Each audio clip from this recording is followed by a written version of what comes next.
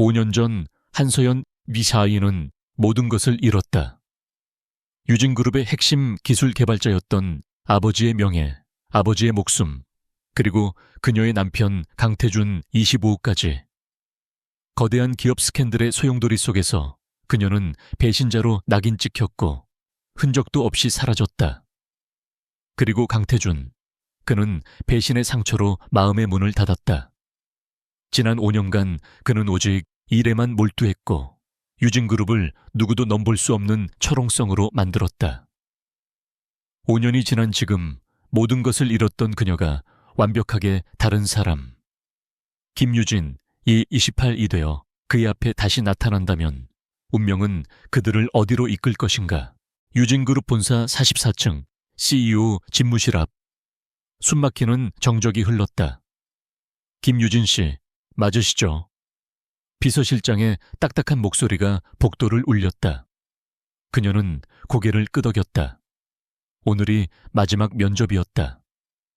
깐깐하기로 소문난 CEO 강태준의 비서직은 지난 3달간 10명이 넘는 지원자가 낙방한 자리였다. 육중한 문이 열리고 그녀는 거대한 집무실 안으로 들어섰다.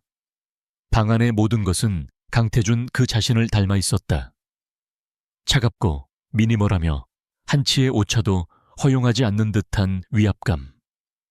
통유리창을 등지고 선 남자가 천천히 돌아섰다. 5년 만에 마주한 강태준 3시. 그는 더 날카롭고 더 냉정해져 있었다. 한때 다정했던 그의 눈빛은 이제 얼음장처럼 차가운 권위로 가득 차 있었다. 태준은 책상 위에 놓인 김유진의 이력서를 툭 건드렸다. 경력이 화려하군요. 하버드 MBA, 5개 국어 능통, 월가의 투자사에서 3년. 그런데 왜 고작 비서직에 지원했죠? 그의 목소리는 감정 한 톨 섞이지 않은 잘 벼려진 칼날 같았다. 서연은 완벽하게 조율된 미소를 지으며 대답했다. 저는 정상을 보좌하는 자리에 가장 큰 가치를 둡니다. 월계서의 경험은 저에게 속도와 정확성을 가르쳤고 이제는 그 능력을 한 사람을 위해 쏟고 싶습니다. 강태준 대표님 같은 분을 말입니다. 태준의 눈썹이 미세하게 꿈틀했다. 아첨이나 긴장 따위는 찾아볼 수 없는 자신감 넘치는 대답이었다. 그는 의자에 몸을 기댔다. 좋습니다. 가설을 하나 세워보죠. 지금 당장 베트남 공장에서 파업이 일어났고 30분 뒤에는 최대 투자자가 인천공항에 도착합니다. 동시에 이사회는 나를 기다리고 있습니다. 어떻게 하겠습니까? 이전의 지원자들은 이 질문에서 당황했다. 하지만 김유진은 1초도 망설이지 않았다. 즉시 법무팀을 베트남 현지로 급파하고 노조 대표와는 제가 직접 화상통화로 1차 협상을 시도하겠습니다. 공항에 도착한 투자자에게는 대표님의 친필 사과, 서한과 함께 최고급 의전 차량, 그리고 제가 미리 준비한 플랜 B 미팅 상대를 보낼 겁니다. 이사회에는 10분 지연을 통보하고 그 10분 안에 제가 이 모든 상황을 한 장의 보고서로 요약해 태블릿으로 전송하겠습니다. 집무실 안에 공기가 멈췄다. 태준은 그녀를 빤히 쳐다봤다. 그녀의 대답은 완벽했다. 빠르고 효율적이며 심지어 그의 성향까지 파악한 듯. 단 플랜 B라는 단어까지. 그는 자신도 모르게 불편한 익숙함을 느꼈다. 이 여자 어딘가 이상하다. 그는 짧게 박 이사를 불렀다. 박 이사 서류 처리해. 김유진 씨, 내일부터 출근하지. 그는 더 이상 그녀를 쳐다보지 않았다. 이미 모니터로 시선을 돌린 채였다. 서연은 깔끔하게 목례를 했다. 감사합니다, 대표님. 그녀의 심장이 격렬하게 뛰고 있었지만 표정은 완벽한 비서 김유진의 것이었다. 1단계는 성공이었다. 다음 날 아침 7시, 서연은 강태준보다 2시간 먼저 출근했다. CEO 비서실은 전쟁터나 다름없었다. 모든 것이 초단위로 움직였다. 그녀의 전임자가 남긴 인수인계서는 거의 울부짖음에 가까웠다. 서연은 그 모든 것을 단 30분 만에 파악했다. 그녀가 시스템을 재정비하고 있을 때 태준이 집무실로 들어섰다. 그는 힐끗 그녀를 쳐다보곤 산더미 같은 서류를 그녀의 책상에 던지듯 내려놓았다. 오늘 내 아시아 순방 일정이 일주일 앞당겨졌다. 항공편부터 호텔, 각국 정상급 인사들과의 미팅까지 전부 재조정해. 그리고 정오까지 5년 전 중단된 블루 크리스탈 프로젝트 아카이브 자료 내 책상 위에 올려놔. 서연의 손가락이 순간 멈췄다. 블루 크리스탈, 아버지의 마지막 프로젝트이자 모든 비극의 시작점. 그녀의 가면이 깨질 뻔한 순간이었다. 그녀는 천천히 숨을 내쉬며 눈을 들어 그를 바라봤다. 알겠습니다, 대표님. 그녀는 기계처럼 움직였다. 여러 국가의 대사관, 항공사, VIP 라운지, 최고급 호텔, 스위트룸에 동시에 연락을 취했다. 그녀의 영어, 중국어, 일본어가 막힘없이 전화기 너머로 흘러나왔다. 불가능해 보였던 일정 변경이 그녀의 손에서 조각 퍼즐처럼 맞춰져 갔다. 태준은 집무실 안에서 CCTV로 그녀를 지켜봤다. 저런 인재가 왜 비서직에? 그의 의심은 가시지 않았다. 하지만 그녀의 업무 능력은 의심의 여지 없이 완벽했다. 그때 태준은 그녀가 생각에 잠길 때마다 검지손가락으로 펜을 가볍게 두드리는 것을 발견했다. 아주 미세한 습관. 5년 전 한서연이 하던 버릇과 똑같았다. 태준은 미간을 찌푸렸다. 있을 수 없는 일이다. 한서연은 죽었거나 적어도 그의 인생에서 완전히 사라졌다. 그는 머리를 세차게 흔들며 불쾌한 기시감을 떨쳐내려 했다. 전고가 되기 10분 전 서연은 태준의 집무실로 들어갔다. 요청하신 아시아 순방 일정 재조정안입니다. 모든 미팅이 확정되었습니다. 그리고 그녀는 또 다른 파일을 내려놓았다. 그리고 블루 크리스탈 프로젝트 아카이브입니다. 그녀는 완벽하게 무표정했다. 태준은 아카이브 파일을 열어보지도 않고 그녀를 응시했다. 김비서. 그는 처음으로 그녀의 직함을 불렀다. 우리는 전에 만난 적이 있나? 심장이 바닥으로 떨어지는 것 같았다. 하지만 서연은 천천히 고개를 저었다. 아닙니다, 대표님. 오늘이 두 번째 뵙는 겁니다. 그녀의 눈은 조금의 흔들림도 없었다. 태준은 그녀를 몇 초 더 응시하다가 결국 시선을 돌렸다. 나가봐. 그날 밤 사무실에는 두 사람만 남았다. 태준은 끝없는 보고서에 파묻혀 관자놀이를 짓눌렀다. 지독한 편두통이었다. 그는 인터컴을 눌렀다. 커피, 블랙, 설탕 없이. 몇 분 후 서연이 들어왔다. 그녀의 손에는 그가 주문한 블랙커피와 함께 따뜻한 물 한 잔, 그리고 작은 약병이 들려 있었다. 태준은 약병을 보고 눈을 가늘게 떴다. 이게 뭐지? 긴장성 두통에 즉각적인 효과가 있는 허브 진정제입니다. 대표님처럼 스트레스가 높고 카페인에 의존하시는 분들께는 일반 진통제보다 효과적일 겁니다. 그녀는 약병을 조심스럽게 내려놓았다. 태준은 얼어붙었다. 그 약은 시중에서 쉽게 구할 수 없는 아주 특별한 조합의 허브였다. 그리고 그 약의 냄새. 그것은 정확히 5년 전 서연이 매일 밤 그의 두통을 위해 직접 만들어주던 그것과 똑같은 향이었다. 그는 자리에서 벌떡 일어났다. 당신, 대체... 그는 그녀의 팔을 붙잡으려 했다. 하지만 서연은 그보다 한 발 빨랐다. 그녀는 뒤로 물러서며 태준의 시선을 피했다. 대표님의 건강을 관리하는 것 또한 비서의 업무입니다. 이력서 상의 건강 정보와 오늘 하루 대표님의 습관을 분석한 결과입니다. 태준은 혼란스러웠다. 그녀의 논리는 완벽했다. 하지만 그의 본능이, 그의 심장이 비명을 지르고 있었다. 이 여자, 김유진이라는 이 여자는 단순한 비서가 아니다. 그는 그녀의 얼굴을 샅샅이 훑었다. 화장법과 안경, 단정하게 빗어넘긴 머리 때문에 인상은 달라 보였지만 저 침착한 눈빛, 목소리에 미세한 떨림. 내일부턴 이런 불필요한 배려는 집어치우도록. 그는 얼음장 같은 목소리로 말했다. 하지만 그의 눈은 그녀에게서 떨어질 줄 몰랐다. 알겠습니다. 서연은 감정 없이 대답하고 집무실을 나갔다. 문이 닫히자마자 그녀는 비틀거리며 벽에 기대섰다. 심장이 터질 것 같았다. 그를 속이는 것은, 그의 고통을 모른 척하는 것은 그녀가 세운 복수의 계획 중 가장 힘든 부분이었다. 아무도 없는 그녀의 작은 오피스텔. 서연은 두꺼운 안경을 벗고 머리를 틀어 올린 핀을 뽑았다. 꽉 조였던 머리카락이 흘러내리며 비서 김유진의 모습은 사라지고 한서연의 얼굴이 드러났다. 그녀의 방 한쪽 벽은 거대한 코르크보드로 채워져 있었다.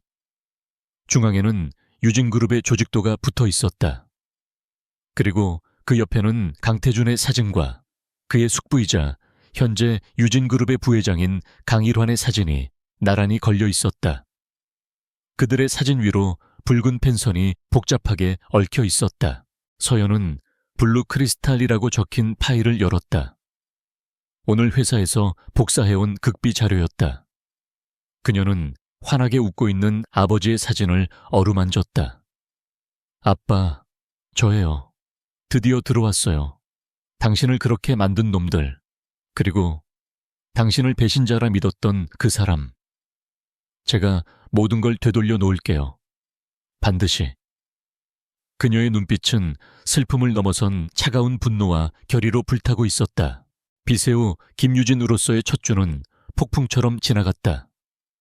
그녀는 강태준의 그림자처럼 움직였다. 그의 24시간을 분 단위로 쪼개 관리했고 그가 필요로 하는 모든 것을 그가 입을 열기 전에 대령했다. 그녀의 존재로 인해 유진그룹 CEO실의 효율은 이전과 비교할 수 없을 정도로 치솟았다. 직원들은 그녀를 AI 비서라 불렀다. 감정 없이, 오차 없이 완벽하게. 강태준은 그런 그녀를 지켜보며 내면의 혼란을 억누르고 있었다. 그 허브 진정제 사건 이후 그는 그녀의 모든 움직임을 의식적으로 관찰했다. 하지만 그녀는 흠잡을 곳이 없었다. 그녀는 그가 가장 선호하는 원두의 비율을 정확히 알았고 그가 읽기도 전에 그가 찾을 법한 보고서의 핵심을 요약해냈으며 심지어 그의 넥타이 색깔 하나로 그날의 기분을 파악하는 듯했다. 이 모든 것은 5년 전 아내였던 한서연만이 할 수 있었던 일이었다. 하지만 그는 스스로를 다그쳤다. 김유진은 하버드 MBA 출신의 엘리트다. 사람을 분석하고 패턴을 파악하는 것이 그녀의 특기일 뿐이다. 그는 애써 그 기시감을 업무 능력에 대한 감탄으로 덮어버리려 했다. 그러나 마음 한구석에서는 그 덮어버린 감정 아래에서 무언가 다른 것이 자라나고 있었다. 서연에게는 이 모든 것이 아슬아슬한 줄타기였다. 그녀는 강태준의 신뢰를 얻어야만 했다. 그래야만 블루 크리스탈의 가장 깊은 곳, 그가 봉인해버린 진실에 접근할 수 있었다. 그가 그녀에게 던져준 아카이브는 겉껍데기에 불과했다. 진짜 데이터는 서버 가장 깊은 곳, 최고 관리자 등급만이 접근할 수 있는 판도라 섹션에 잠겨 있었다. 금요일 밤 마침내 기회가 왔다. 강태준은 싱가포르 투자자들과의 만찬에 참석했다. 사무실은 텅 비었다. 서연은 자신의 책상에 앉아 태준의 비서로서 부여받은 최고 보안 등급을 이용해 서버에 접속했다. 그녀의 손가락이 키보드 위에서 춤을 췄다. 그녀는 단순한 MBA 출신이 아니었다. 지난 5년간 그녀는 복수를 위해 프로그래머 수준의 해킹 기술까지 익혔다. 방화벽이 하나씩 해제되고 그녀는 마침내 판도라에 진입했다. 블루 크리스탈, 최종 임상 데이터. 그녀의 심장이 세차게 울렸다. 바로 이것이었다. 아버지가 돌아가시기 직전까지 매달렸던 연구자료. 그녀가 파일을 다운로드하려던 순간 시스템 로그에 이상한 점이 포착되었다. 그녀의 접근 기록이 실시간으로 어딘가로 미러링되고 있었다. 누군가 그녀를 지켜보고 있었다. 서연은 즉시 접속을 끊고 모든 로그를 삭제했다. 10초도 채 걸리지 않았다. 식은땀이 등줄기를 타고 흘렀다. 너무 성급했다. 그녀는 숨을 고르며 사무실을 둘러봤다. 어둠 속에서 아무것도 변한 것은 없었다. 하지만 보이지 않는 누군가의 시선이 그녀의 목을 조르는 듯했다. 같은 시각 유진그룹 40층 부회장실. 강태준의 숙부 강일환 55. 부회장이 시가 연기를 내뿜으며 모니터를 바라보고 있었다. 그는 너그럽고 호탕한 인상으로 그룹의 어른 행세를 하고 있었지만 그 눈빛만큼은 얼음장 같았다. 그의 앞에는 보안팀장이 창백한 얼굴로 서 있었다. 방금 CEO실 IP로 판도라 접근 시도가 있었습니다. 보안팀장의 목소리가 떨렸다. 강일환은 천천히 재떨이에 시가를 비벼 껐다. 접근자 IP는 김유진 비서입니다. 하지만 접근하자마자 모든 로그를 지우고 사라졌습니다. 전문적인 수법입니다. 강일환의 입가에 흥미롭다는 듯한 미소가 번졌다. 김유진, 태준이가 새로 들인 그 인형 말이군. 그는 자리에서 일어나 창밖의 야경을 바라봤다. 월계에서 온 재원이라더니 재주가 아주 많아. 하필이면 블루 크리스탈이라. 그는 보안팀장에게 손짓했다. 꼬리가 길면 잡히는 법이지. 태준이에겐 보고하지 마. 당분간 그 비서양의 재주를 좀 더 구경해 보자고. 다음 날 아침 서연은 어젯밤의 일을 완벽히 숨긴 채 출근했다. 하지만 사무실의 공기가 달라져 있었다. 엘리베이터에서 마주친 강일환 부회장이 그녀에게 인사를 건넸다. 김 비서라 했나? 태준이 녀석이 사람 보는 눈이 있어. 아주 똘똘하게 생겼어. 그는 친근하게 웃으며 그녀의 어깨를 가볍게 두드렸다. 서연은 정중하게 허리를 숙였다. 과찬이십니다, 부회장님. 하지만 그의 손이 닿았던 어깨가 불에 댄 듯 불쾌했다. 그 웃음 뒤에 숨겨진 서늘한 시선을 그녀는 놓치지 않았다. 적이 움직이기 시작했다. 그 주 월요일 예상치 못한 위기가 터졌다. 유진그룹의 화학 계열사인 유진케미칼의 폐수 무단 방류 의혹이 언론에 대서특필된 것이다. 환경단체의 고발과 함께 공장 인근 주민들의 인터뷰가 쏟아져 나왔다. 유진그룹의 주가는 개장과 동시에 폭락하기 시작했다. 긴급 임원회의가 소집되었다. 강태준의 얼굴은 분노로 굳어 있었다. 유진 케미칼 사장, 이게 어떻게 된 일입니까? 오해입니다, 대표님. 그건 정화 처리된. 변명은 됐고 대책을 말해. 임원들이 우왕좌왕하는 사이 회의록을 작성하던 서연이 조용히 손을 들었다. 모든 시선이 그녀에게 쏠렸다. 비서가 감히 임원회의에서 발언을. 태준이 턱짓으로 허락했다. 말해봐요, 김 비서. 서연은 자리에서 일어나 태블릿을 회의실 중앙 스크린에 연결했다. 지금은 변명이나 해명이 통할 시점이 아닙니다. 여론은 이미 유진을 가해자로 규정했습니다. 그녀의 목소리는 차분하지만 단호했다. 제가 제안하는 것은 3단계 대응입니다. 그녀는 스크린을 넘겼다. 1단계, 즉각적인 사과 및 공장 가동 중단. 대표님께서 직접 대국민 사과를 하셔야 합니다. 진정성만이 지금의 분노를 잠재울 첫 번째 열쇠입니다. 임원들이 웅성거렸다. CEO가 직접. 2단계, 투명한 내부 감사 착수. 단, 내부 감사팀이 아닌 공신력 있는 외부 회계법인과 환경단체가 포함된 공동조사단을 꾸려야 합니다. 모든 과정을 언론에 실시간으로 공개해야 합니다. 강일환의 눈이 가늘어졌다. 외부 조사단. 3단계, 반격이 아닌 상생입니다. 서연이 마지막 페이지를 띄웠다. 유진케미칼은 이번 사태와 별개로 향후 5년간 1조 원 규모의 친환경 기술 개발 펀드를 조성하겠다고 발표해야 합니다. 이것은 단순한 기부가 아니라 유진의 미래 비전이 그린 테크놀로지에 있음을 선포하는 것입니다. 위기를 기회로 바꿔야 합니다. 회의실은 침묵에 잠겼다. 서연의 계획은 대담하고 파격적이며 한 수 앞을 내다본 전략이었다. 그녀는 비서가 아니라 마치 이 회사의 위기관리 전략가처럼 말했다. 강태준은 그녀를 뚫어지게 쳐다봤다. 저런 전략적 사고. 그는 이사들의 반발을 손으로 막았다. 김 비서 안대로 추진해. 박 이사, 당장 공동조사단 구성 착수하고 김 비서는 나를 따라와. 대국민 사과문 초안 작성해. 회의실을 나오자마자 태준은 그녀를 자신의 집무실로 밀어넣었다. 대체 당신 정체가 뭐야? 그는 넥타이를 거칠게 풀어헤치며 물었다. 월계에서 이런 위기관리까지 가르치나? 서연은 조금도 당황하지 않고 그를 마주봤다. 월가는 돈의 흐름뿐만 아니라 그 돈의 흐름을 막는 리스크를 관리하는 곳입니다. 유진케미칼의 문제는 단순한 환경 오염이 아니라 그룹 전체의 신뢰도 문제입니다. 저는 제 고용주의 자산을 지키기 위한 최선의 방책을 제안했을 뿐입니다. 최선의 방책? 태준이 그녀에게 한 걸음 다가섰다. 외부 조사단? 그게 얼마나 위험한 도박인지 알아. 회사 내부의 치부가 전부 드러날 수도 있어.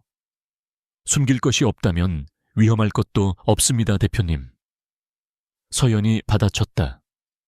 그리고 만약 숨겨야 할 것이 있다면 그건 언젠가 터질 시한폭탄입니다. 지금 제거하는 것이 맞습니다. 두 사람의 시선이 허공에서 불꽃처럼 부딪혔다. 태준은 그녀의 당돌함에 그리고 그 당돌함 속에 숨겨진 날카로운 통찰력에 할 말을 잃었다. 이 여자는 그가 생각했던 것보다 훨씬 더 복잡하고 위험한 존재였다. 그는 다시 블루 크리스탈을 떠올렸다. 지난번엔 왜 그 죽은 프로젝트를 뒤졌지? 그것도 이런 위기관리 능력의 일환인가? 그의 목소리에 노골적인 의심이 담겼다. 서연의 심장이 쿵 내려앉았다. 강일환뿐만 아니라 강태준도 그녀를 의심하고 있었다. 대표님의 과거를 알아야 미래를 보조할 수 있다고 말씀드렸습니다. 그녀는 준비한 답을 꺼냈다. 블루 크리스탈은 대표님께서 가장 큰 실패를 겪으신 프로젝트입니다. 저는 대표님의 실패 패턴을 분석하고 싶었습니다. 실패 패턴? 네. 하지만 실패가 아니었습니다. 서류상으로는 완벽한 기술이었으나 외부의 부정한 압력으로 인해 중단된 프로젝트였습니다. 저는 그렇게 결론 내렸습니다. 태준의 눈이 흔들렸다. 외부의 부정한 압력. 5년 전 그가 그토록 외면하고 싶었던 진실. 그는 아버지를 잃은 슬픔과 아내의 배신이라는 충격 속에서 그 프로젝트를 스스로 덮어버렸다. 그런데 이 여자가 고작 며칠 만에 그 핵심을 꿰뚫어 보고 있었다. 나가봐. 그는 지친 목소리로 말했다. 그리고 사과문이나 준비해. 서연은 말없이 돌아서서 집무실을 나갔다. 문이 닫히고 태준은 의자에 깊숙이 몸을 묻었다. 김유진. 그녀는 그의 완벽한 비서이자 그의 가장 아픈 상처를 건드리는 존재였다. 그녀를 향한 알 수 없는 익숙함과 위험한 호기심이 그의 얼어붙었던 심장에 보이지 않는 균열을 내기 시작했다. 유진 케미칼 사태는 김유진 비서의 대담한 제안대로 일단락되었다. 강태준의 진정성 있는 대국민 사과와 파격적인 외부 공동조사단 구성, 그리고 1조 원 규모의 친환경 펀드 조성 발표는 역으로 유진그룹의 이미지를 책임지는 기업으로 바꾸는 계기가 되었다. 여론은 빠르게 안정되었고 폭락했던 주가는 그린 테크놀로지라는 새로운 비전에 대한 기대감으로 반등하기 시작했다. 이 모든 과정을 총지휘한 김유진 비서의 능력에 대해 CEO실 내부에서는 경외감마저 돌았다. 그녀의 성공적인 위기 관리는 곧바로 다음 단계의 업무로 이어졌다. 제주도. 강태준이 짧게 말했다. 친환경 펀드의 첫 번째 투자 유치를 위해 직접 가야겠다. 그린 에너지 분야의 거물인 윤 회장이 제주도에 집거 중이다. 성격이 괴팍하기로 소문난 자라 내가 직접 가지 않으면 만나주지도 않을 거다. 김 비서, 2박 3일 일정으로 준비해. 서연은 고개를 끄덕였다. 알겠습니다. 하지만 그녀의 심장은 차갑게 가라앉았다. 제주도. 그곳은 강태준과 그녀의 신혼여행지였다. 5년 전 세상에서 가장 행복했던 기억과 가장 끔찍했던 배신의 기억이 공존하는 곳. 그녀는 애써 감정을 억누르며 완벽한 비서의 가면을 유지했다. 김포공항 VIP 라운지. 태준은 태블릿으로 업무 보고를 받으며 미간을 찌푸리고 있었고 서연은 그 옆에서 1분 단위로 쪼개진 일정표를 마지막으로 점검했다. 퍼스트 클래스 좌석에 나란히 앉게 되었을 때 묘한 긴장감이 흘렀다. 이륙 후 비행기가 난기류를 만나자 기체가 세차게 흔들렸다. 태준은 순간적으로 손잡이를 꽉 쥐었다. 그는 티를 내지 않았지만 서연은 그가 아주 경미한 비행 공포증이 있다는 것을 알았다. 서연은 승무원을 부르는 대신 자신이 미리 준비해온 보온병을 열어 따뜻한 캐모마일 차를 그의 앞에 내밀었다. 대표님, 따뜻한 차 한 잔 드십시오. 현지 도착까지 잠시 눈을 붙이시는 게 좋겠습니다.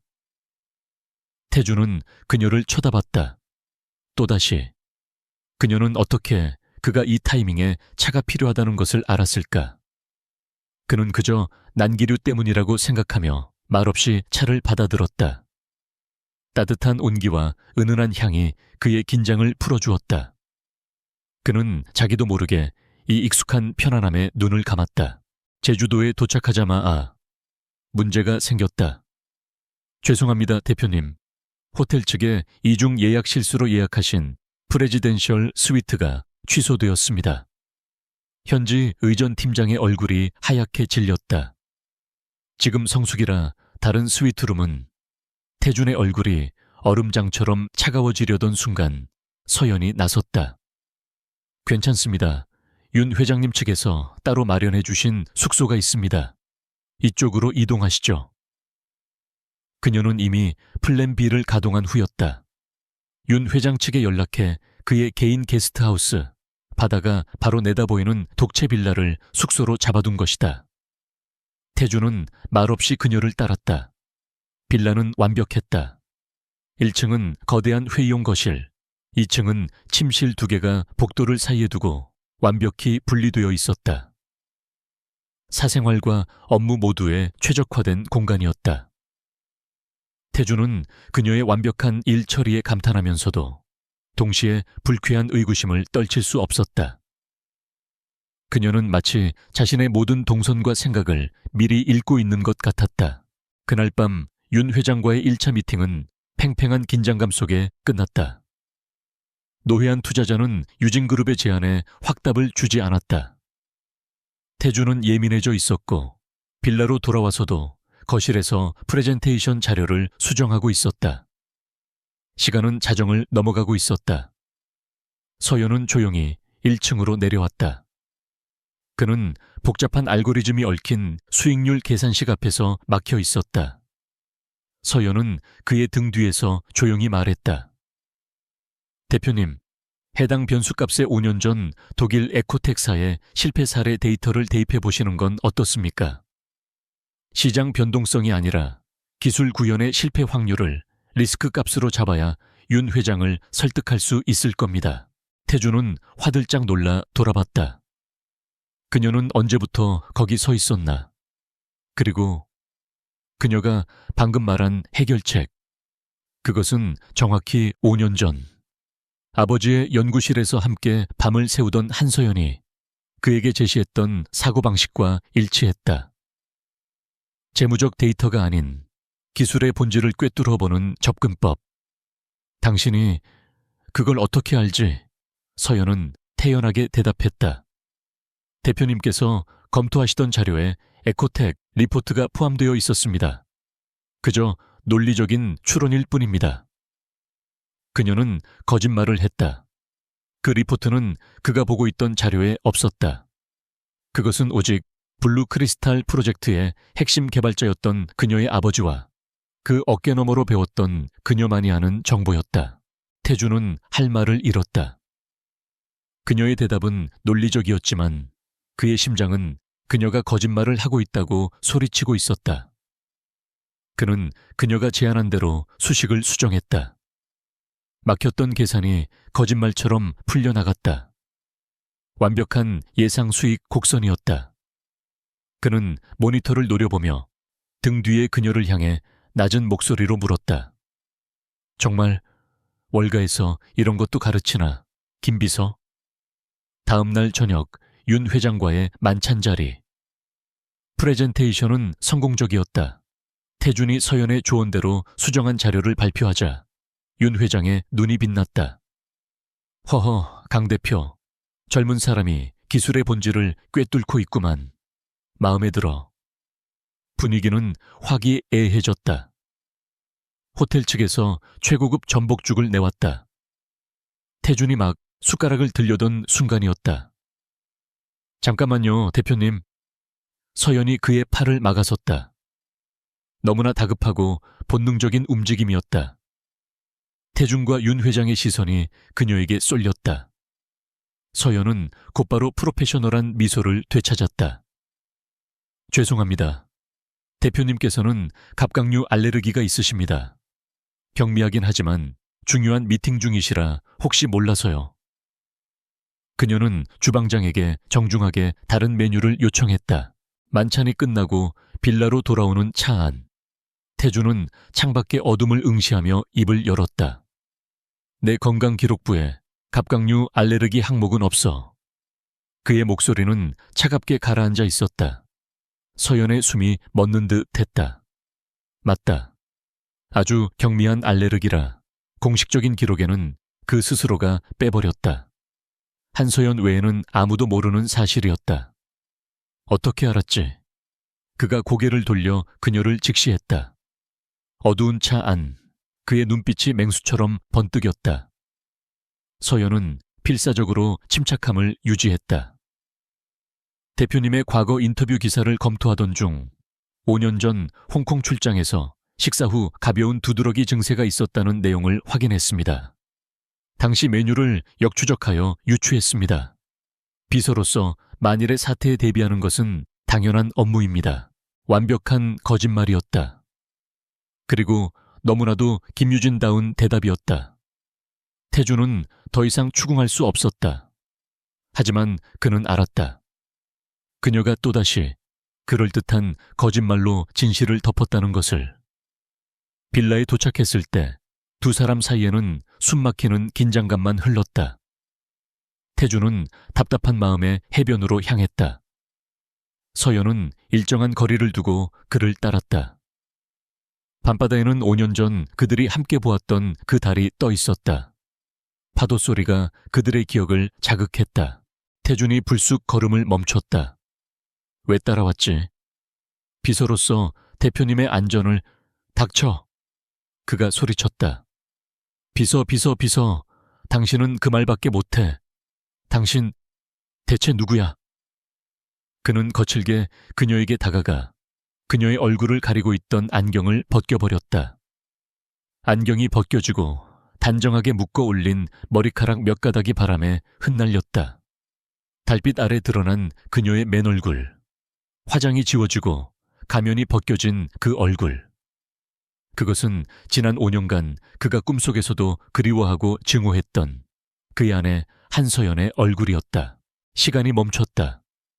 태준의 눈이 지진이라도 난 듯 격렬하게 흔들렸다. 그의 손이 그녀의 뺨을 향해 천천히 믿을 수 없다는 듯이 올라갔다. 서연아. 그의 목소리가 처참하게 갈라졌다. 바로 그 순간 서울 강일환의 사무실. 사립탐정이 그에게 보고서를 내밀었다. 찾았습니다, 부회장님. 김유진의 하버드 기록은 완벽합니다. 하지만 5년 반 전, 그녀가 미국으로 가기 직전 6개월간의 행적이 묘연합니다. 그리고 그 6개월간의 자금 흐름을 추적하니 한 사람의 이름이 나왔습니다. 강일환이 시가를 입에 물었다. 누구지? 이진우. 현재 IT 보안 업체를 운영 중입니다. 그런데 흥미로운 점은 이자가 5년 전 블루 크리스탈 프로젝트 개발팀의 막내 연구원이었습니다. 한 박사를 유난히 따르던 강일환의 입가에 잔인한 미소가 걸렸다. 드디어 꼬리가 잡혔군. 5년 전에 다 정리한 줄 알았더니 쥐새끼가 살아남아 있었어. 그는 탐정에게 명령했다. 김유진과 이진우, 그 두 년놈의 모든 것을 샅샅이 뒤져.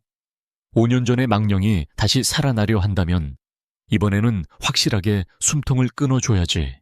제주도의 밤바다, 파도 소리가 두 사람의 얼어붙은 시간 속으로 부서져 들어왔다. 강태준의 손이 그녀의 뺨을 향해 떨리며 다가오고 있었다. 연아. 그 목소리는 5년의 세월을 거슬러 온 절규였다. 그의 손가락이 뺨에 닿기 직전 서연은 그를 거칠게 밀쳐냈다. 무슨 짓입니까, 대표님? 그녀의 목소리는 얼음장 같았지만 그 속에는 미세한 공포가 서려 있었다. 그녀는 재빨리 바닥에 떨어진 안경을 주웠었다. 다시 김유진의 가면을 쓴 것이다. 술에 취하신 것 같습니다. 숙소로 돌아가시죠. 태주는 밀쳐진 손을 허망하게 바라봤다. 방금 전 달빛 아래서 본 그 얼굴, 그 눈빛은 한서연이 틀림없었다. 하지만 그녀의 지금 반응은 너무나도 완벽한 타인의 것이었다. 너. 대표님, 저는 대표님의 아내 한서연이 아닙니다. 저는 대표님의 비서 김유진입니다. 선을 넘지 말아 주십시오. 서연은 차갑게 돌아섰다. 태주는 그 자리에 못 박힌 듯 서서 밤바다로 걸어가는 그녀의 뒷모습을 바라봤다. 그 뒷모습조차 그가 기억하는 서연의 것이었다. 그는 혼란에 빠졌다. 자신이 미친 것인가? 아니면 저 여자가 죽은 줄 알았던 그녀가 완벽한 가면을 쓰고 자신을 속이러 돌아온 것인가? 배신했던 그녀가 도대체 왜 서울로 돌아오는 비행기 안은 지옥 같은 침묵이었다. 태주는 한마디도 하지 않았다. 그는 그저 창밖을 내다보며 유리에 비친 김유진의 얼굴을 SM으로 쳐다볼 뿐이었다. 서연은 그 시선을 느끼며 손끝이 차가워지는 것을 견뎌야 했다. 계획이 틀어졌다.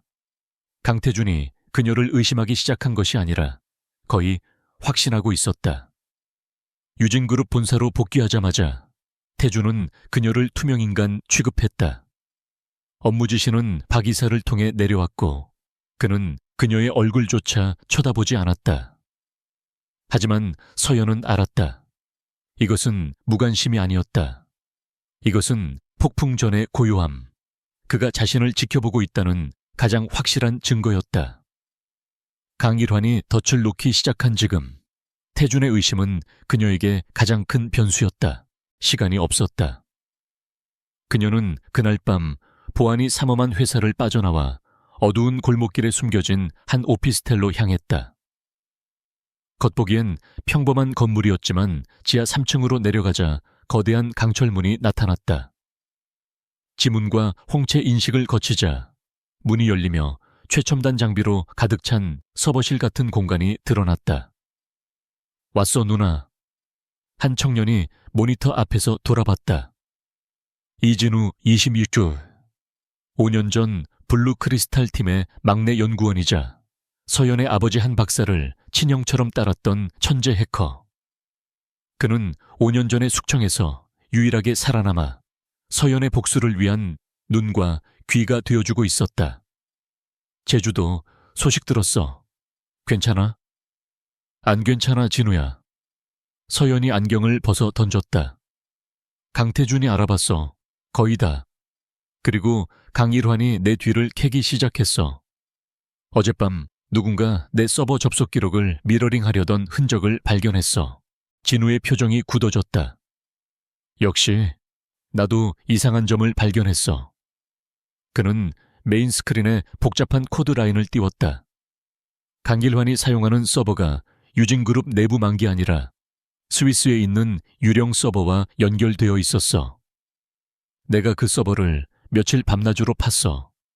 그리고 이걸 찾았어. 스크린에 암호화된 채팅 로그 파일이 나타났다. 발신자는 강일환, 수신자는 넉도차였다. 차민식 박사, 5년 전 블루 크리스탈 임상시험을 총괄했던 책임자이자 한 박사의 죽음 직후 모든 책임을 지고 해외로 도피했다던 바로 그 사람이었다. 이게 뭐야? 5년 전 한 박사님 돌아가시기 일주일 전 로그야. 진우가 떨리는 손으로 엔터키를 쳤다. 암호가 풀리며 내용이 드러났다. 덕돌차, 임상 데이터 조작 완료했습니다. 하지만 부작용이 심각합니다. 치명적인 강일환. 닥쳐, 덮어. 한 박사가 모든 걸 뒤집어쓰고 사라지게 될 거다. 덕돌차. 하지만 이건 살인입니다. 강일환. 그럼 자네도 같이 죽든가. 돈은 입금했으니 쥐 죽은 듯이 사라져. 서연은 숨을 쉴 수 없었다. 온몸이 얼어붙었다. 아버지는 기술 유출을 한 것이 아니었다. 아버지는 강일환의 데이터 조작과 그로 인한 끔찍한 부작용을 밝히려다 살해당한 것이었다. 태주는 이 사실을 몰랐다. 그는 숙부에게 속아 아버지를 배신자로, 그리고 아버지를 도우려 했던 자신까지 배신자로 믿게 된 것이었다. 차민식을 찾아야 해. 서연이 중얼거렸다. 그가 살아있는 증거야. 진우가 다급하게 키보드를 두드렸다. 로즈 마지막에 암시된 곳이 있어. 마카오, 아니, 잠깐만. 그 순간이었다. 진우의 모든 모니터가 일제히 붉은색 경고창으로 뒤덮였다. 워닝, 시스템 브리치 디텍티드. 젠장, 진우가 소리쳤다. 놈들이 역추적했어. 내 방화벽이 뚫리고 있어. 강일환이야, 서연이 외쳤다. 여길 어떻게... 아니야, 이건 단순한 해킹이 아니야. 이건 물리적인 침입이야. 진우가 건물 보안 CCTV 화면을 띄웠다. 검은색 밴 여러 대가 건물 입구를 막아섰고, 검은 정장을 입은 남자들이 무기를 든 채 건물 안으로 쏟아져 들어오고 있었다. 강일환의 사설 용병들이었다. 누나, 시간이 없어. 진우가 책상 서랍에서 작은 USB 하나를 꺼내 서연의 손에 억지로 쥐어줬다. 방금 본 로그 원본이야. 그리고 차민식의 예상 은신처 좌표도 들어있어. 그는 서연을 벽 쪽으로 밀쳤다. 벽의 일부가 열리며 비상 탈출구가 드러났다. 이걸 타고 나가. 난 여기서 로그 지우고 시스템 전부 파괴해야 해. 놈들 손에 넘어가면 안 돼. 안 돼. 진우야, 같이 가. 서연이 울부짖으며 그의 팔을 붙잡았다. 진우는 그녀를 보며 처음이자 마지막으로 환하게 웃었다. 누나, 한 박사님, 우리 아버지 같은 분이었어. 가서 진실을 밝혀. 이건 내가 할 수 있는 마지막 일이야. 그는 그녀를 탈출구로 세게 밀어넣고는 비상 폐쇄 버튼을 눌렀다. 쾅 하는 소리와 함께 강철문이 닫히기 시작했다. 서연은 닫히는 문틈 사이로 진우가 메인 서버에 총을 겨누는 것을 보았다. 그 직후 지하 3층의 문이 거대한 폭발음과 함께 뜯겨져 나갔다. 검은 정장의 남자들이 쏟아져 들어왔고 격렬한 총성과 비명소리가 들렸다. 그리고 모든 것이 끊겼다. 서연은 어둡고 좁은 통로를 따라 미친 듯이 달렸다. 눈물이 뺨을 타고 흘렀지만 그녀는 소리내어 울 수도 없었다. 진우가, 그녀의 마지막 동료이자 동생 같았던 진우가 그녀를 위해 희생했다. 이제 그녀는 혼자였다. 손에 쥔 작은 USB에는 아버지의 명예와 강일환의 죄악과 그리고 이진우의 목숨값이 담겨 있었다. 이것은 더 이상 기업의 암투가 아니었다. 이것은 생존을 건 전쟁이었다. 서연은 어둠 속을 달렸다. 좁고 축축한 골목길, 쓰레기 더미가 뿜어내는 악취와 멀리서 들려오는 사이렌 소리가 뒤엉켰다. 방금 전까지 이진우가 살아 숨쉬던 지하 벙커의 폭발음이 귓가에 이명처럼 맴돌았다. 손에 쥔 작은 USB가 얼음장처럼 차가웠다. 이것은 단순한 데이터가 아니었다. 아버지의 명예이자 이진우의 목숨이었다. 그녀는 거친 숨을 몰아쉬며 허름한 빌딩의 비상계단에 주저앉았다. 눈물이 쏟아졌지만 소리내어 울 수도 없었다. 누나, 가서 진실을 밝혀. 진우의 마지막 미소가 그녀의 뇌리를 태웠다. 강일환. 그는 이제 서연이 김유진이라는 가면을 쓴 스파이라는 것을 알았다. 아니, 어쩌면 5년 전 죽지 않고 살아남은 한서연일지도 모른다고 직감했을 것이다. 그녀의 오피스텔도, 그녀가 사용하던 모든 김유진의 신분도 이제 안전하지 않았다. 그녀는 하룻밤 사이에 서울 한복판의 유령이 되었다. 그녀가 가진 것은 이 USB 하나뿐이었다. 그리고 이것을 전달할 사람은 단 한 명. 이 모든 비극의 또 다른 피해자이자 그녀를 배신자로 낙인 찍었던 남자, 강태준. 그만이 강일환을 무너뜨릴 힘을 가지고 있었다. 하지만 그가 과연 그녀를 믿어줄까? 다음 날 아침 유진그룹 44층 CEO실은 얼음장 같은 정적에 휩싸여 있었다. 김유진 비서의 자리가 비어 있었다. 단 한 번의 지각도 연락 두절도 없었던 완벽한 비서의 예고 없는 결근. 강태준은 텅 빈 비서실 책상을 바라보며 굳어 있었다. 제주도에서의 그 격렬했던 밤, 그녀가 그를 밀쳐내던 그 차가운 눈빛. 그가 미쳤던 것일까? 아니면 그녀가, 한서연이 그를 알아본 자신을 피해 도망친 것일까? 그때 집무실 문이 열리고 강일환 부회장이 무겁고 근심 어린 표정으로 들어섰다. 태준아, 큰일이다. 그는 서류철 하나를 태준의 책상 위에 올려놓았다. 네가 뽑은 그 김유진 비서, 아무래도 보통 내기가 아니었어. 태준의 시선이 서류로 향했다. 무슨 말씀이십니까? 며칠 전 서버 보안팀에서 판도라 섹션에 불법 접근 시도를 감지했다. 기억나나? 5년 전 블루 크리스탈 데이터 말이다. 우리가 그 IP를 추적했다. 강일환은 태준의 눈을 똑바로 쳐다봤다. 김유진 비서의 IP였어. 그리고 어젯밤 그녀가 그 데이터를 경쟁사인 글로벌 바이오 측으로 빼돌리려 한 정황을 포착했다. 태준의 전신이 차갑게 식어내렸다. 배신. 또다시. 5년 전 한서연과 그녀의 아버지가 기술을 유출했다는 그 끔찍한 기억과 지금 강일환이 내민 증거가 정확히 겹쳐졌다. 이게 무슨... 어젯밤 보안팀이 그녀의 오피스텔을 급습했지만 이미 도주한 뒤였다. 컴퓨터는 포맷되어 있었고 모든 기록을 삭제했더군. 전문가의 솜씨야. 강일환은 혀를 차며 말했다. 월가 출신이라더니 처음부터 산업 스파이로 접근한 거였어. 태준아, 네가 속은 게다. 태준은 서류를 쥔 손을 부들부들 떨었다. 제주도에서의 기시감, 알레르기, 그 모든 것이 그를 속이기 위한 연극이었단 말인가. 그녀가 한서연과 닮았다는 이유로 그가 잠시나마 흔들렸다는 사실에 참을 수 없는 분노와 자기 혐오가 치밀었다. 그는 인터컴을 눌러 보안실장을 연결했다. 당장 김유진의 모든 출입 기록을 막아 전사에 수배령을 내려 그녀를 보자마자 체포해. 바로 그 시각 유진그룹 1층 로비. 어제와는 전혀 다른 모습의 서연이 나타났다. 머리는 질끈 묶고 화장기 없는 창백한 얼굴에 깊은 그림자가 드리워져 있었다. 그녀는 김유진의 완벽한 모습이 아닌 절박함에 내몰린 한서연의 얼굴을 하고 있었다. 그녀가 임원용 스피드 게이트에 출입증을 대자 요란한 경고음과 함께 붉은 경고등이 번쩍였다. XS denied. 보안 요원들이 즉시 그녀를 애워쌌다.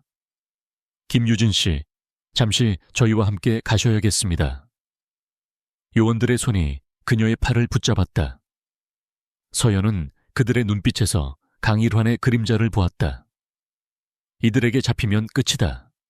진우처럼 사라지게 될 것이다. 이거 놔. 그녀는 필사적으로 저항했다. 나는 강태준 대표님을 만나야 해. 비켜. 그녀는 요원의 팔을 뿌리치고 비상계단을 향해 미친 듯이 달리기 시작했다. 44층 CEO실. 태준은 유리창을 등지고 서서 서울의 정영을 내려다보고 있었다. 그의 등 뒤로 강일환이 만족스러운 미소를 숨긴 채 서 있었다. 그때 복도 쪽에서 요란한 소동이 들려왔다. 대표님, 비켜, 강태준. 비서의 목소리가 아니었다. 그것은 5년 전 그가 그토록 사랑했던 그리고 증오했던 바로 그 목소리였다. 육중한 집무실 문이 거칠게 열리고 보안 요원들에게 양팔을 붙들린 서연이 끌려 들어왔다. 그녀의 모습은 처참했다. 머리카락은 헝클어져 있었고 입술은 터져 있었다. 하지만 그녀의 눈빛은 불타는 듯한 분노와 절박함으로 강태준을 향해 있었다. 김유진. 태준이 천천히 돌아섰다. 그의 목소리는 시베리아의 동토보다 차가웠다. 감히 여길 다시 와. 산업 스파이 주제에. 아니야. 서연이 울부짖었다. 속고 있는 건 당신이야. 5년 전에도, 그리고 지금도. 그녀는 강일환을 향해 손가락질했다. 저 사람이야. 저 사람이 아버지를 죽였어. 그리고 진우도 죽였다고. 강일환이 과장되게 한숨을 쉬었다. 태준아, 보거라. 이제 하다하다 내 숙부에게 누명까지 씌우는군. 완전히 미쳤어. 보안팀, 당장 이 여자를 경찰서로. 닥쳐. 서연이 소리쳤다. 그녀는 더 이상 잃을 것이 없었다. 그녀는 태준을 오직 강태준만을 바라보며 절규했다. 강태준, 당신은 아무것도 몰라. 5년 전 우리 아버지가 돌아가시기 직전 당신이 나한테 뭐라고 했는지 기억해. 당신 아버지가 내 아버지를 죽인 거나 마찬가지라고. 당신은 그 말로 내 가슴에 대못을 박았어. 그 순간 집무실의 모든 공기가 얼어붙었다. 그 말은 5년 전 두 사람의 관계가 완전히 끝장나던 날 아무도 없는 방 안에서 태준이 그녀에게 퍼부었던 잔인한 비수였다. 그 자리에 없었던 사람은 한서연 본인이 아니고서는 절대 알 수 없는 말이었다. 강태준의 동공과 격렬하게 흔들렸다. 그가 로봇처럼 천천히 한 걸음씩 그녀에게 다가갔다. 보안 요원들도 강일환도 그 누구도 감히 움직이지 못했다. 그는 그녀의 턱을 붙잡고 헝클어진 머리카락 사이로 드러난 그녀의 얼굴을, 그녀의 눈을 샅샅이 훑었다. 제주도에서의 의심, 알레르기, 허브차, 기술 자문, 김유진이라는 이름. 모든 퍼즐 조각이 그의 머릿속에서 비명 같은 소리를 내며 맞춰졌다. 네오. 그의 목소리가 지독하게 갈라져 나왔다. 너였어. 그는 그녀를 붙들고 있던 보안 요원들을 거칠게 밀쳐냈다. 다 나가. 짐승 같은 포효였다. 요원들과 강일환이 당황하며 멈칫하자 그가 다시 소리쳤다. 전부 다 꺼지라고. 강일환은 당황했지만 이내 표정을 수습했다. 태준아, 저 여자는. 숙부님도. 나가주십시오. 지금 당장. 태준의 눈은 서연에게 고정된 채였다. 강일환은 불길한 예감에 입술을 깨물었지만 태준의 기세에 눌려 결국 물러날 수밖에 없었다. 육중한 문이 닫히고 거대한 집무실 안에는 오직 두 사람만이 남았다.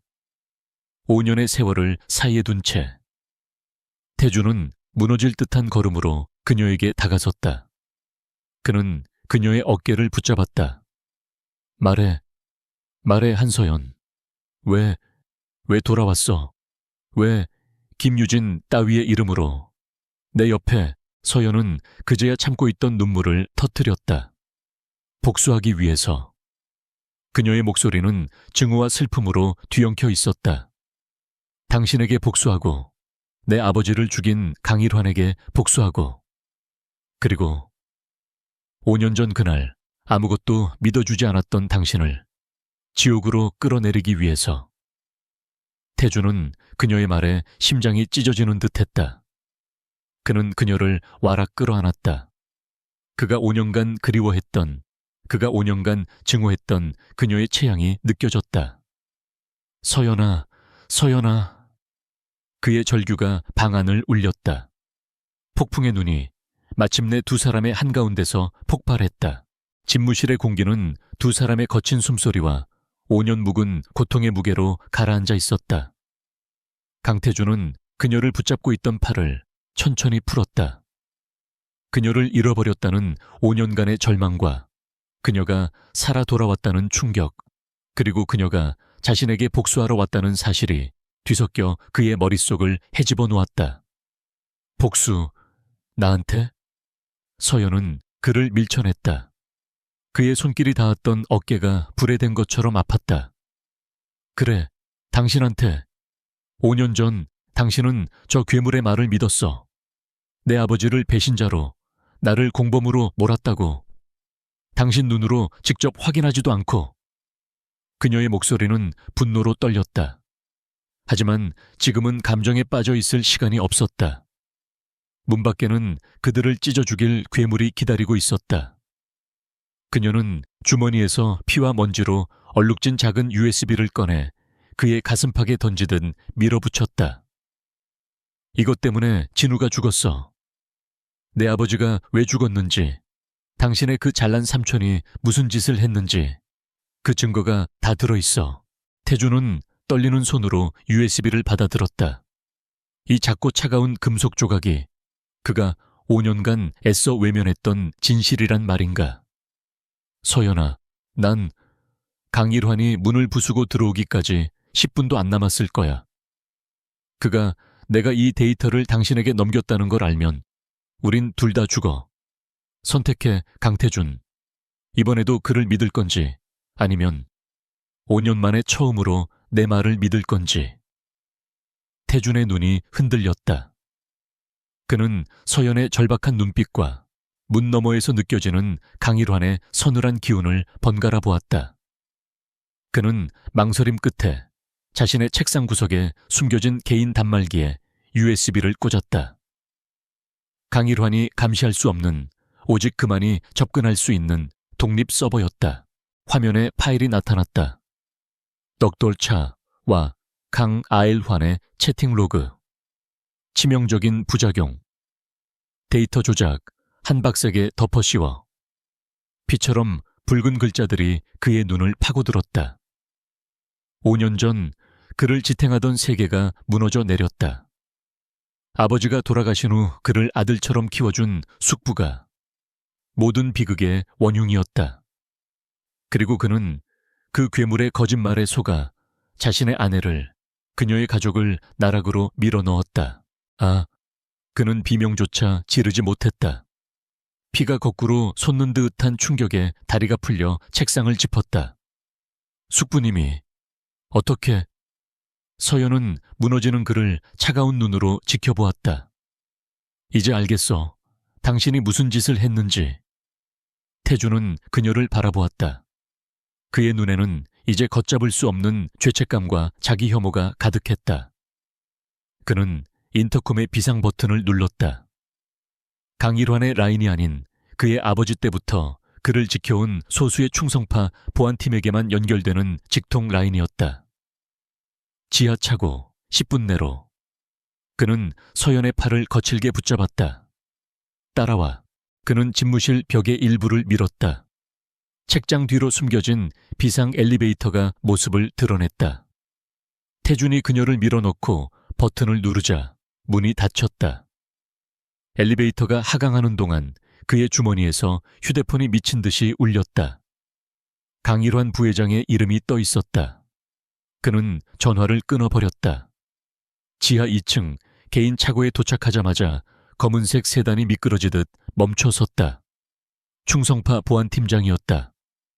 대표님, 본관 정문을 막아 무슨 수를 써서라도 강 부회장 30분만 묶어둬. 예, 알겠습니다. 태주는 서연을 조수석에 태우고 직접 운전대를 잡았다.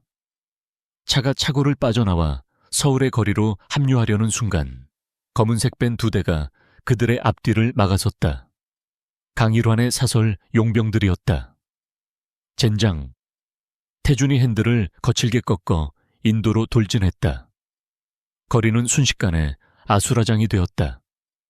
타이어 마찰음과 경적 소리가 도시를 갈랐다. 태준은 단순한 CEO가 아니었다. 그는 혹독한 후계자 교육을 받으며 모든 비상 상황에 대비한 훈련을 받은 사람이었다. 그는 광기에 찬 질주로 서울의 뒷골목을 누볐다. 서연은 안전벨트를 쥔 손이 하얗게 질리도록 꽉 쥐었다. 자신을 배신했던 남자가 이제는 자신을 살리기 위해 목숨을 걸고 있었다. 이 지독한 운명의 아이러니에 숨이 막혔다. 몇 번의 아슬아슬한 충돌 위기를 넘기고 그들은 마침내 추격을 따돌렸다. 차가 멈춘 곳은 한강이 내려다 보이는 최고급 레지던스의 펜트하우스였다. 강일환조차 모르는 태준의 유일한 은신처였다. 넓고 차가운 거실에는 무거운 침묵만이 흘렀다. 태준은 손을 떨며 위스키를 따랐다. 그는 서연에게도 잔을 내밀었지만 그녀는 고개를 저었다. 서연아, 나는 사과하지 마. 그녀가 그의 말을 잘랐다. 당신의 사과가 아빠를 살려내지 못해. 진우도 돌려주지 못해. 그들의 사이에는 건널 수 없는 강이 흐르고 있었다. 상처 입은 두 사람은 서로를 마주보지 못했다. 태주는 고통스럽게 눈을 감았다가 떴다. 지금은 사죄할 때가 아니었다. 전쟁이 시작된 것이다. 강일환은 이제 내가 모든 걸 알았다고 생각할 거다. 태주는 애써 CEO의 목소리를 되찾았다. 그는 차민식부터 제거하려 들 거야. 그가 유일한 증인이니까. 진우가 죽기 전에 좌표를 남겼어. 마카오. 서연이 USB를 다시 가리켰다. 내가 갈게. 안 돼. 태준이 단호하게 말했다. 넌 강일환의 첫 번째 타깃이야. 내가 내 사람들을 보내겠어. 그는 즉시 보안폰을 꺼내 그의 사조직을 움직이기 시작했다. 수화기 너머로 영어와 중국어로 된 냉정한 명령이 떨어졌다. 그가 통화하는 동안 서연은 그를 바라보았다.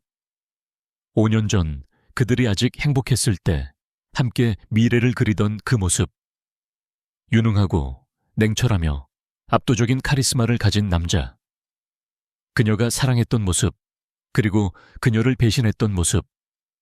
그는 회사도 가만두지 않을 거야. 서연이 말했다. 내가 산업 스파이라는 누명을 씌우고 당신이 그 스파이와 함께 도주했다고 이사회를 소집하겠지. 당신을 몰아내고 유진을 통째로 삼킬 속셈이야. 내가 가진 아버지의 지분은 아무도 못 건드려.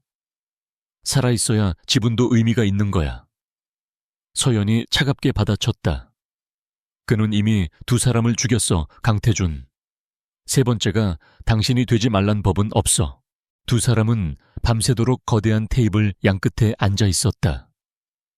마치 5년 전 행복했던 신혼집의 서재에서처럼 나란히 앉아 있었지만 그들 사이의 거리는 지구 반대편보다 멀었다. 태주는 견딜 수 없는 침묵 끝에 입을 열었다. 왜 김유진이었어? 서연은 노트북에서 눈을 떼지 않은 채 대답했다. 한서연은 5년 전에 죽었으니까. 당신이 죽였잖아. 난 당신에게 접근할 수 있는 이름이 필요했어. 비수 같은 말이었다. 태주는 가슴을 정통으로 맞은 듯 신음했다. 왜, 왜 진작 나를 찾아오지 않았어? 왜 하필 비서로 당신을 찾아가? 서연이 드디어 고개를 들었다. 그녀의 눈은 붉게 충혈되어 있었다. 장례식 직후에 내가 당신한테 몇 번이나 전화했는지 알아? 당신은 없는 번호라고 나왔어. 당신은 날 이미 지웠어, 강태준. 당신 숙부가 던져준 가짜 증거만 믿고 단 한순간이라도, 단 한 번이라도 내 말을 믿어주려고 했어. 태준은 아무 말도 할 수 없었다. 사실이었다. 그는 분노와 슬픔에 눈이 멀어 그녀의 모든 흔적을 지워버렸다. 그가 그녀를 버린 것이었다. 그때 태준의 보안폰이 다시 울렸다. 마카오에 보낸 팀이었다. 대표님, 차민식을 찾았습니다. 하지만 강일환 부회장 쪽 사람들도 이미 도착했습니다. 지금 대치 중입니다. 개인적인 감정은 사치였다. 적은 이미 움직이고 있었다. 태준은 서연을 바라보았다. 서연아, 내가 잘못했어. 지금 사과한다고 뭐가 달라지겠냐마는. 하지만 지금은 네가 필요해. 완벽한 비서 김유진 말고 모든 걸 꿰뚫어 보던 전략가 한서연이 필요해. 그것은 용서를 구하는 말이 아니라 동맹을 제안하는 말이었다. 서연은 그를 오랫동안 바라보았다. 그녀의 눈앞에 진우의 마지막 미소가 스쳐 지나갔다. 그녀는 결심했다. 마카오는 함정이야. 강일환은 우리가 증인을 잡으러 가길 바라고 있어. 거기에 우리의 시선을 묶어두려는 거야. 그럼 어떡하지? 그가 바깥의 증거를 지우는데 정신이 팔려 있을 때 우린 안을 쳐야 해. 서연의 눈빛이 5년 전보다 더 날카롭게 빛났다. 그의 자금줄, 그가 매수한 이사들, 그의 비자금 장부, 전쟁터를 마카오가 아니라 유진그룹 본사 44층으로 가져오는 거야. 태준은 그녀의 말에 전율했다. 그녀는 변하지 않았다. 그가 알던, 그가 사랑했던 그녀보다 더 강해져서 돌아왔다. 태준은 고개를 끄덕였다. 좋아, 여기서 싸운다. 함께. 5년 만에 두 개의 부서진 심장이 하나의 적을 향해 다시 뛰기 시작했다. 연합 전선이 형성되었다. 펜트하우스의 거실은 전쟁 전야의 사령부처럼 팽팽한 긴장감이 감돌았다. 강태준과 한서연은 밤을 샜다. 그들 앞에는 유진그룹의 내부 감사 자료, 강일환의 비자금 흐름으로 추정되는 수십 개의 유령 회사 목록, 그리고 마카오에서 방금 전송된 차민식 박사의 영상 증언 파일이 펼쳐져 있었다. 5년 전의 비극적인 퍼즐 조각들이 마침내 하나의 거대한 범죄를 완성하고 있었다. 태준은 그의 사설 보안팀으로부터 마지막 보고를 받았다. 차민식 박사는 마카오에서의 총격전 끝에 무사히 확보되어 지금쯤 인천공항을 통해 비밀리에 입국하고 있었다. 오늘 태준이 굳은 얼굴로 넥타이를 바로잡으며 말했다. 유진그룹의 임시 주주총회가 열리는 날입니다. 서연은 의아한 듯 그를 바라봤다. 임시 주총? 우리가 소집한 겁니까? 태준은 쓴웃음을 지었다. 아니요. 강일환 숙부님이 소집했습니다. 그는 태블릿을 그녀에게 돌렸다. 긴급 안건, 대표이사 강태준 해임 및 산업 스파이, 김유진 관련 법적 조치건. 숙부님은 내가 당신과 함께 도주했다고 확신하고 있습니다. 그분은 오늘 내가 없는 자리에서 나를 파렴치한 배신자로 만들고 모든 의결권을 장악할 계획입니다. 완벽한 쿠데타죠. 서연의 눈이 빛났다.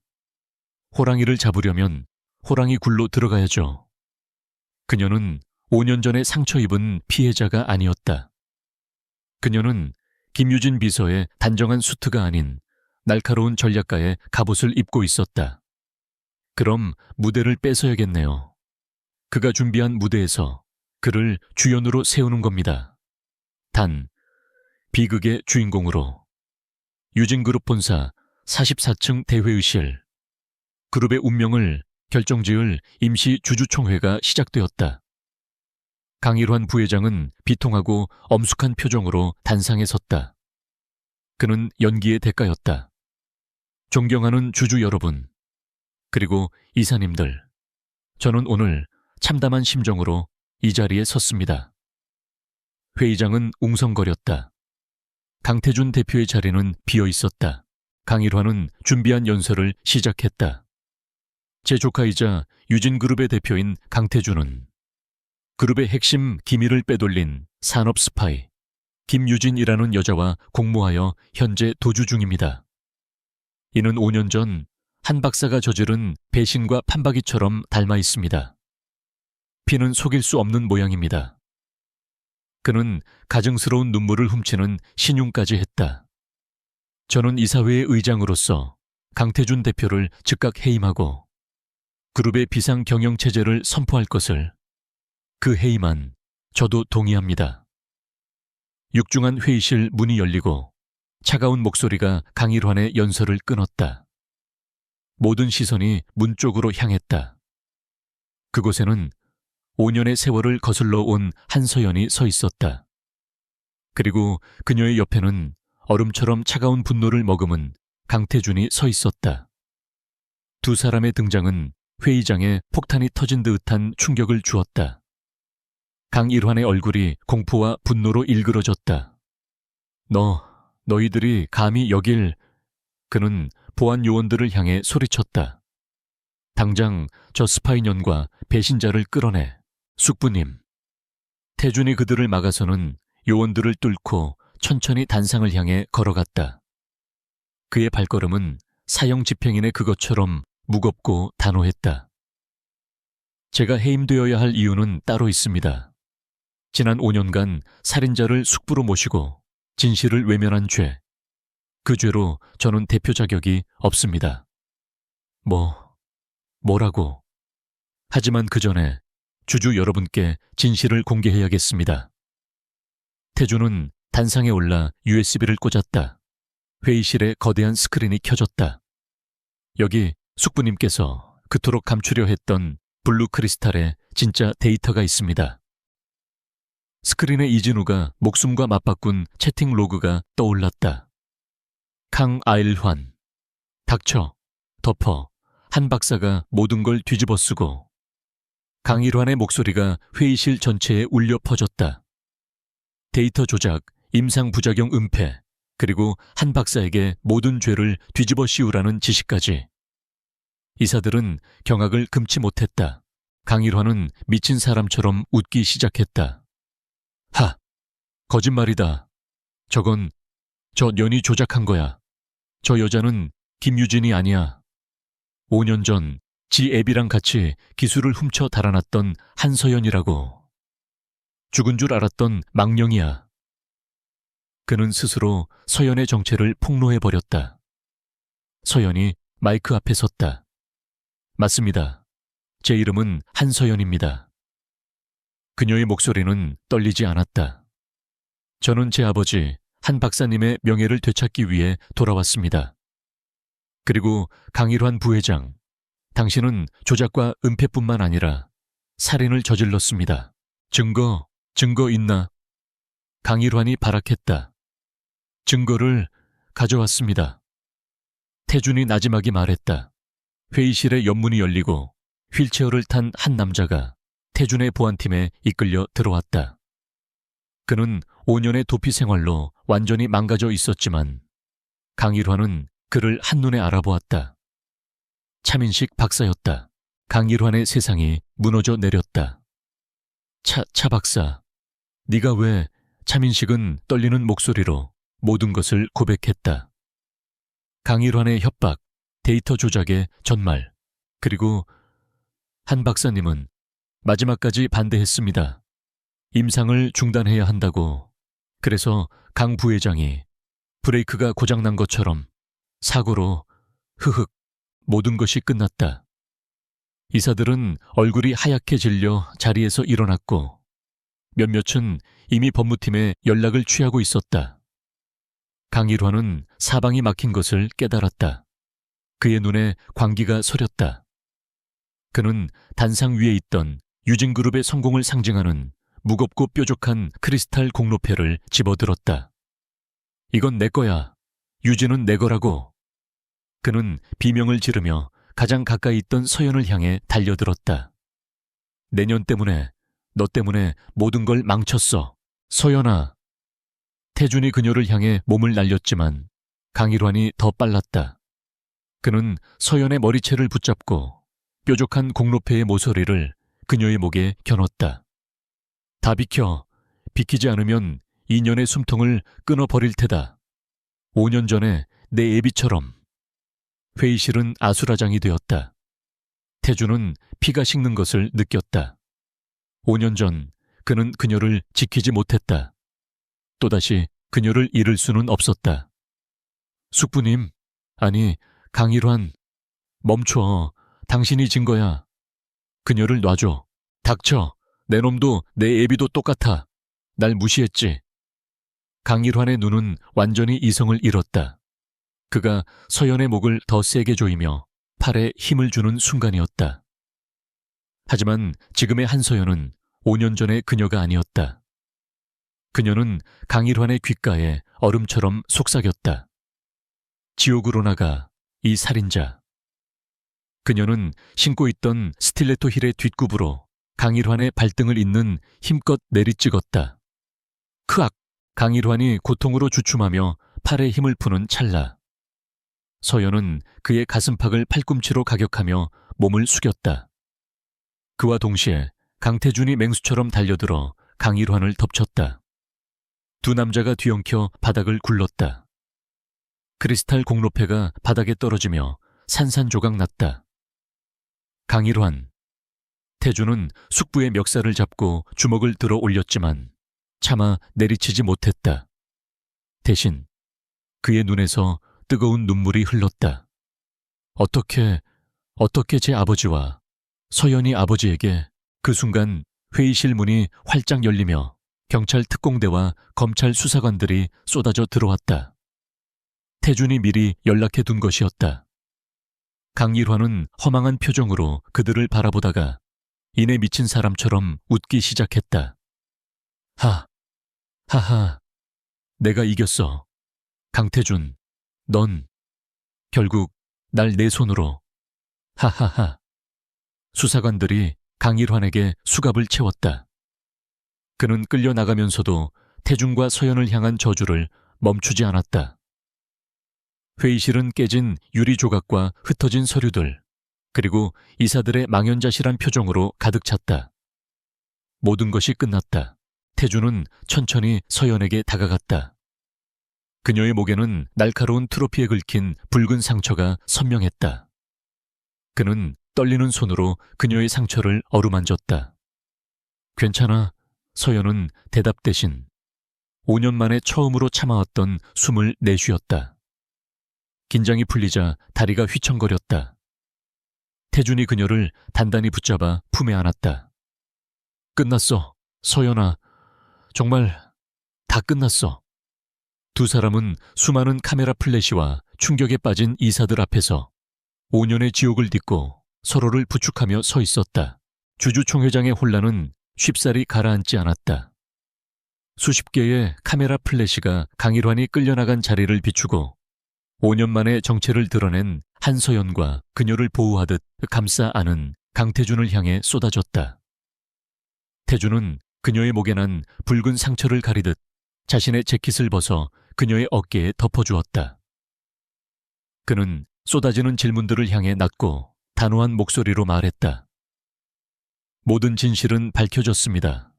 유진그룹은 검찰 수사에 성실히 협조할 것이며 공식 입장은 추후 법무팀을 통해 밝히겠습니다. 지금은 피해자에게 안정이 필요합니다. 그는 더 이상의 질문을 허용하지 않고 보안팀의 호위를 받으며 서연의 허리를 감싸 안고 회의장을 빠져나갔다. 그들이 다시 돌아온 곳은 강일환조차 몰랐던 펜트하우스의 은신처였다. 아드레날린이 휩쓸고 지나간 자리에 지독한 피로와 함께 5년 묵은 침묵이 내려앉았다. 서연은 소파에 앉아 떨리는 손으로 구급상자에서 소독솜을 꺼내 자신의 목에 난 상처를 닦아냈다. 날카로운 통증보다 모든 것이 끝났다는 허탈감이 더 크게 밀려왔다. 태주는 차마 그녀에게 다가가지 못하고 몇 걸음 떨어진 곳에서 그 모습을 고통스럽게 지켜보았다. 그녀의 하얀 목에 그어진 붉은 상처는 마치 지난 5년간 자신이 그녀에게 입힌 보이지 않는 상처들이 형상화된 것만 같았다. 그는 천천히 그녀 앞에 무릎을 꿇었다. 그녀의 손에서 소독솜을 받아든 그의 손이 미세하게 떨리고 있었다. 내가 할게. 서연은 그의 손길을 피하지 않았다. 차가운 소독약이 상처에 닿자 그녀의 어깨가 움찔했다. 태주는 숨을 멈췄다. 미안하다는 말로 그의 목소리가 갈라졌다. 용서가 되지 않겠지. 아니, 용서해달라고 할 자격조차 없어. 나는 네 인생을 통째로 무너뜨렸어. 네가 가장 필요했던 순간에 널 버렸어.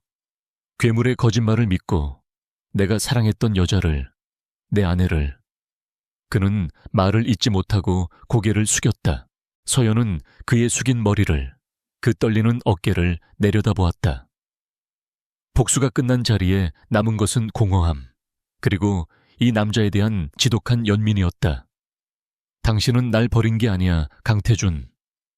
그녀의 목소리는 차분했지만 그 속에는 5년의 슬픔이 담겨 있었다. 당신은 날 지웠어. 내 존재를 부정했고 우리 아버지를 모독했어. 내가 지옥 같은 5년을 버티는 동안 당신은 그 모든 비극 위에서 유진이라는 제국을 건설했지. 그녀의 말이 비수처럼 그의 심장에 박혔다. 그는 무릎을 꿇은 채 그녀의 손을 잡으려다 멈칫했다. 알아. 그래서 난 평생 이 죄책감을 안고 살 거야. 네가 날 용서하지 못해도, 아니, 하지 않아도 돼. 그게 맞아. 하지만 제발 내가 바로잡을 수 있게 해줘. 날 위해서가 아니라 돌아가신 아버님을 위해서, 그리고 진우를 위해서. 이진우. 그 이름에 서연의 눈동자가 격렬하게 흔들렸다. 그녀는 참아왔던 눈물을 터뜨렸다. 복수가 끝났다는 안도감보다 진우를 지키지 못했다는 죄책감이 그녀를 짓눌렀다. 진우는, 걔는 나 때문에 죽었어. 태주는 그제야 조심스럽게 그녀를 끌어안았다. 5년 만에 진정한 위로였다. 아니야, 서연아. 진우는 진실을 위해 싸우다 간 거야. 그리고 우리 둘을 살린 거야. 그는 그녀의 등을 토닥이며 그녀가 5년의 울음을 다 토해낼 때까지 그저 곁을 지켰다. 며칠 후 유진그룹은 창사 이래 가장 큰 변화를 맞았다. 강일환과 그의 세력은 모두 구속 기소되었고 유진 케미칼 사태와 블루크리스탈의 진실이 모두 언론에 공개되었다. 유진그룹의 주가는 폭락했지만 강태준은 정면 돌파를 선택했다. 그는 그룹의 모든 것을 걸고 대국민 사과 기자회견을 열었다. 그리고 그 자리에서 한 박사의 명예회복과 유족 한서연에 대한 공식적인 사죄를 발표했다. 그는 또한 이진우의 이름을 딴 이진우 윤리 기술재단의 설립을 선포했다. 5년 전 강일환이 빼돌린 비자금 전액을 환수하여 진우처럼 올바른 신념을 가진 젊은 과학자들을 후원하겠다는 파격적인 발표였다. 태주는 수백 대의 카메라 앞에서 그의 아버지와 한 박사의 영정사진을 향해 90도로 허리를 숙여 사죄했다. 그 모습은 전 국민에게 생중계되었다. 모든 것이 제자리를 찾아가는 동안 서연은 조용히 짐을 챙기고 있었다. 그녀의 복수는 끝났고 아버지의 명예도 회복되었다. 더 이상 김유진으로 혹은 한서연으로 이곳에 머물 이유가 없었다. 그녀가 펜트하우스를 떠나려던 날 태준이 그녀를 막아섰다. 그의 얼굴은 며칠 사이 수척해져 있었지만 눈빛만은 그 어느 때보다 단단했다. 어디 가려는 거야? 모르겠어. 어딘가 멀리. 한서연도 김유진도 아닌 곳으로. 그녀가 담담하게 말했다. 태주는 그녀의 가방을 빼앗아 바닥에 내려놓았다. 가지마. 날 잡을 자격 없어 당신. 자격 없는 거 알아. 그가 그녀의 어깨를 붙잡았다. 하지만 유진그룹은 지금 뿌리부터 썩었어. 내가 바로잡을 거야. 하지만 나 혼자서는 못해. 김유진 비서의 완벽한 일처리도 필요 없어. 나에겐 블루크리스탈의 핵심을 꿰뚫어보고 거대한 위기 앞에서 나보다 더 냉철하게 판단했던 전략가 한서연이 필요요 해놔. 그는 그녀를 간절하게 바라보았다. 내 옆에서 나와 함께 이 회사를 다시 세워줘. 우리 아버지가, 그리고 너의 아버지가 꿈꾸셨던 그런 회사로. 이건 내 부탁이 아니라 속죄야. 네가 허락해준다면 평생에 걸쳐 하고 싶은. 서연은 오랫동안 그를 바라보았다. 그녀의 눈에 비친 남자는 5년 전 그녀를 배신했던 남편이 아니라 자신의 모든 것을 내던지고 상처뿐인 왕국을 재건하려는 외로운 왕이었다. 그녀는 천천히 고개를 끄덕였다. 좋아. 하지만 강태준, 이건 용서가 아니야. 이건 또 다른 시작이야. 철저히 비즈니스 파트너로서. 그것만으로도 고마워. 1년 후 유진그룹은 기적처럼 재기에 성공했다. 강태준의 진정성 있는 개혁과 한서연의 날카로운 전략이 시너지를 일으켰다. 그녀는 대표이사 직속혁신 전략실장이라는 직함으로 돌아와 강일환이 남긴 부패의 고리를 모두 끊어내고 아버지가 못다 이룬 블루크리스탈 프로젝트를 친환경 에너지 사업으로 부활시켰다. 두 사람은 사적인 감정을 배제한 채 오직 일에만 몰두했다. 하지만 서로를 바라보는 눈빛 속에는 차마 말로 다 할 수 없는 복잡한 감정들이 맴돌았다. 2년 후 제주도. 5년 전 그들의 기억이 멈춰버렸던 그 바닷가. 두 사람의 악몽과도 같았던 그곳의 빌라가 한이미래 기술연구소라는 이름으로 새롭게 태어났다. 한 박사와 이진우의 이름을 딴 곳이었다. 개소식 날, 태주는 연구소 정원에 작은 나무를 심고 있는 서연에게 다가갔다. 지난 2년간 두 사람은 치열하게 싸우고 협력하며 무너진 신뢰를 조금씩 다시 쌓아 올렸다. 이제 정말 다 끝난 것 같네. 서연이 흙을 털며 일어섰다.